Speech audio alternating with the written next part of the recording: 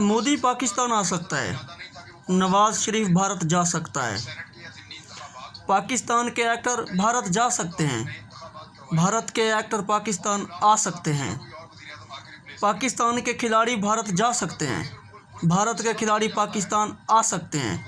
मसला है तो सिर्फ आम आवाम को है। भारत की आम आवाम पाकिस्तान में नहीं आ सकती, पाकिस्तान की आम आवाम भारत नहीं जा सकती। आखिर बचा क्या है? हम क्यों बॉर्डर तक मदबूत हो गए हैं? हम सिर्फ अगर एक दूसरे को देख सकते हैं, वाघा बॉर्डर पे देख सकते हैं, गंडा सिंह उधर एक दूसरे को देख सकते हैं। मेन वजह क्या है? ये आते जाते हैं, मसला हमारी आवाम का है, हम एक दूसरे के लिए नहीं आ जा सकते।